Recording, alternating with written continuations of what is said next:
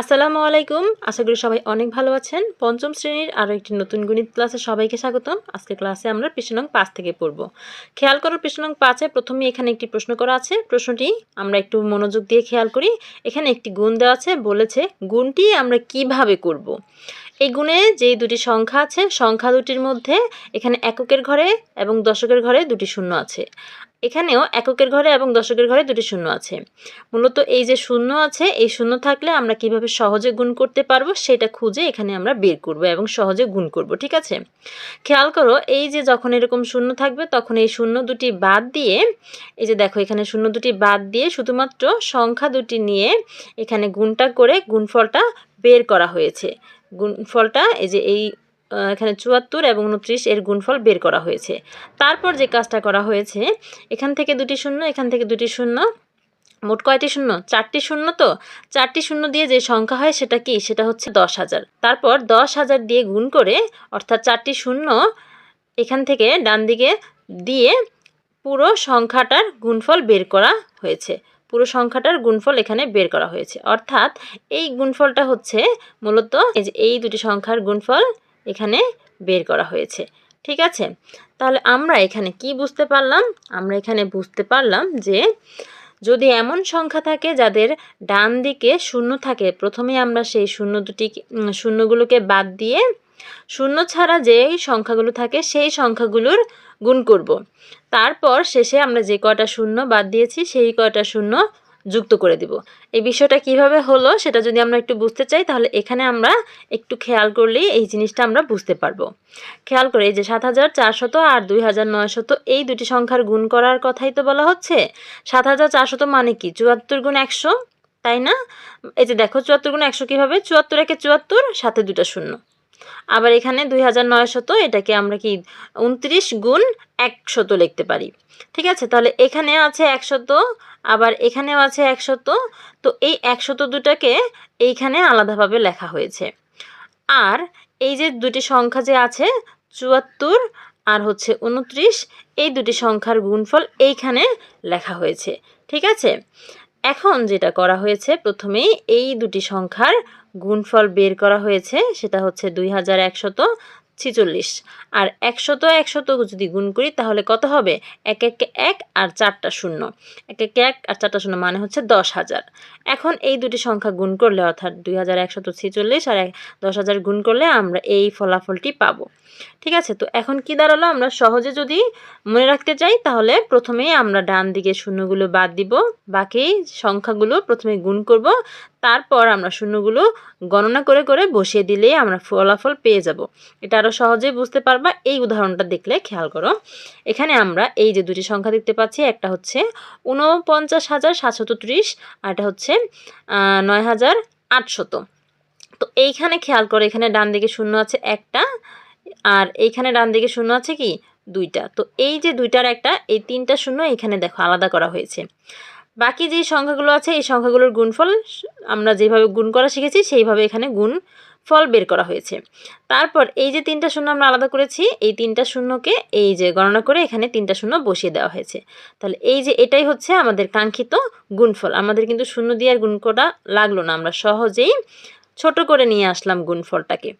ঠিক আছে, তাহলে এখানে এই যে দেখো বলেছে তোতা পাখিটি গুণ্য গুণকের শেষে মোট 3টি শূন্য আছে। এটা হচ্ছে গুণ্য আর এটা হচ্ছে গুণক। গুণ্য এবং গুণকের শেষে মোট একটা আর দুইটা তিনটা শূন্য আছে, তাই গুণফলের শেষে হচ্ছে 3টা শূন্য বসিয়ে দিলেই হয়ে যাবে। ব্যাস, আমরা নিয়মটা শিখে গেলাম কিভাবে ডান দিকে শূন্য থাকলে আমরা সহজে গুণ করব।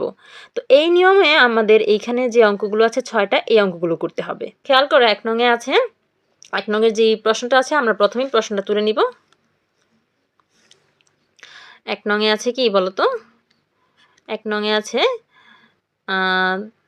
৩,৪০০ গুণ 410 গুণ হচ্ছে 410। আচ্ছা, এইভাবে না, আমি একটু সুন্দর করে যদি লিখতে চাই, দেখো কিভাবে লিখলাম। 410 এমনভাবে লিখলাম গুণের প্রশ্নটা, যাতে এইখানে যে শূন্যগুলো আছে সেগুলো হচ্ছে একটা দাগের মাধ্যমে আমরা আলাদা করতে পারি। ঠিক আছে, এখন বাম দিকে যে সংখ্যাগুলো আছে আমরা প্রথমে সেই সংখ্যাগুলোর গুণফল বের করব। তারপর আমরা এই শূন্যগুলো গণনা করে বসিয়ে দিব। তো আমরা গুণফল বের করি, আমরা তো গুণ করতে পারি, তাই না? তাহলে গুণ করলে 4 একে 4 আর এখানে 3 একে 3, একটা শূন্য এখানে বসবে। 4 দিয়ে 4 4 16, 16 এর 6, হাতে থাকে 1, 3 4 12 আর 1 এ 13। এখন আমরা এটা যোগ করে দিলে এখানে হবে 4, 6 আর 3 9,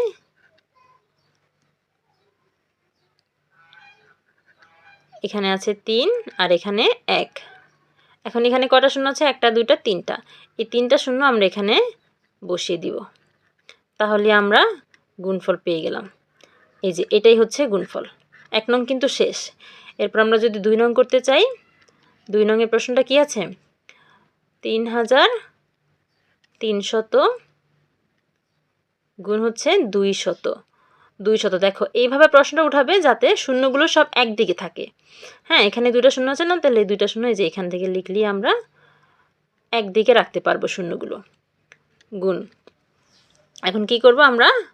এই যে শূন্যগুলোকে আলাদা করব। এই যে এই শূন্যগুলোকে আমরা আলাদা করব। এখন আমরা গুণ করব। এখন আমরা সহজেই গুণ করতে পারবো। দেখো,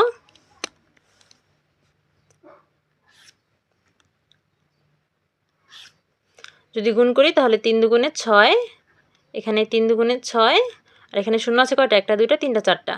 আমরা শুধু গণনা করে শূন্যগুলো বসিয়ে দেবো। একটা, দুইটা, তিনটা, চারটা, শেষ। 2 নং কিন্তু শেষ। সহজ না? এরপর আমরা 3 নং করব। 1 আর 2 নং আমরা মুছে দিলাম। এরপর 3 নং। 3 নংয়ে কি আছে দেখো তো? 3 নংয়ে আছে 82,000। একটা, দুইটা, তিনটা, তারপরে আছে 3500। তো 500-এর মধ্যে শূন্য আছে 2টা। এই যে এই বরাবর শূন্যগুলো আমি আগে সমান করে রাখি। শূন্যগুলো আগে নিচে নিচে করে লিখব, তারপর বাকি সংখ্যাগুলো লিখব। 3500, এখানে গুণ চিহ্ন। এবার আমরা গুণ করব। আগে শূন্যগুলোকে আমরা আলাদা করে রাখি। এখানে এই যে এই শূন্যগুলোকে আমরা আলাদা করে রাখলাম। ঠিক আছে? এবার আমরা গুণ করি। 5 দুগুণে 10, 10-এর শূন্য, হাতে আছে 1, 5 8 40 আর 1 এ 41, একটা ঘরে শূন্য।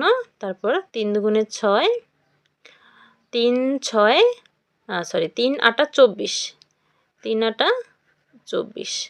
এবার এইগুলো যদি আমরা যোগ করি তাহলে এখানে হবে 0, এখানে 6 আর 1 এ 7, 4 4 8, এখানে আছে 2। এবার শূন্য কয়টা এখানে দেখো তো? 1 2 3 4 5, 5টা শূন্য আমরা জাস্ট গণনা করে বসিয়ে দেব। একটা, দুইটা, তিনটা, চারটা, 5টা, শেষ। 3 নম্বরে কিন্তু হয়ে গেল।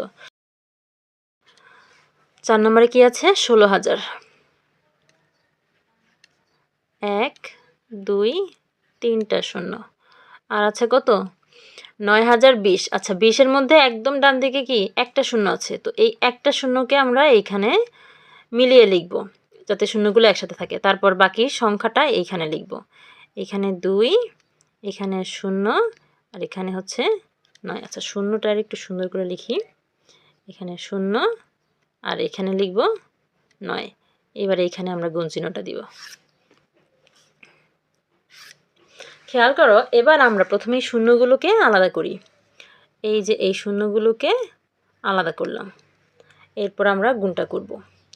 এবার 6 দুগুণে 12 এর 2, হাতে আছে 1, 2 একে 2 আর 1 এ 3, একটা ঘরে শূন্য, শূন্য দিয়ে গুণ করলে 6 শূন্য 0, 1 শূন্যে 0। তারপর এবার 2টা ঘরে শূন্য, এই ঘরে শূন্য, এই ঘরেও শূন্য। 9 দিয়ে গুণ করলে 6 9 54 এর 4, হাতে থাকে 5, 6 9 একে 9 আর 5 যোগ করলে কত হবে? 14।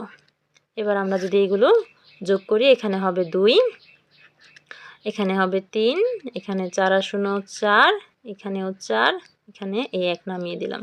এবার উপরে কয়টা শূন্য আছে? একটা, দুইটা, তিনটা, চারটা। এই 4টা শূন্য আমরা এখানে 1 2 3 4 বসিয়ে দিলাম। শেষ। আমরা উত্তর পেয়ে গেলাম। এটা কত নম্বরের উত্তর? 4 নম্বরের উত্তর। 4 নম্বর কিন্তু শেষ। এরপর আমরা 5 নং করব। খেয়াল করে, এগুলো কিন্তু খুবই সহজ, তাই না? আমরা জাস্ট দেখে দেখেই করে ফেলতে পারছি একদম সহজে। এত বড় বড় গুণগুলো আমরা কত সহজে করে ফেলতে পারছি যা শুধু দেখে দেখেই। এখানে কত আছে? 3 দিয়ে 4টা শূন্য, 1 2 3 4। তারপর এখানে 3200, তো 200-র মধ্যে 2টা শূন্য আছে, তো এই 2টা শূন্য আমি আগে বরাবর করে লিখি, 2টা শূন্য। এবার এখানে কত আছে? 32, 3200। এবার এই গুণটা যদি আমি করি তাহলে খেয়াল করো কিভাবে করতে পারি। আমি শূন্যগুলোকে কি করব? আগে আলাদা করে রাখবো। এই যে শূন্যগুলোকে আমি দাগের মাধ্যমে আলাদা করে রাখলাম। এবার আমরা গুণ করি। এখানে 3 দুগুণে 6, তারপরে একটা করে শূন্য, এখানে 3 3-কে 9। এবার আমরা এগুলো যদি যোগ করি তাহলে এখানে হবে 6, এখানে 9। উপরে কয়টা শূন্য? 1টা 2টা 3টা 4টা 5টা 6টা, 1টা 2টা 3টা 4টা 5টা 6টা।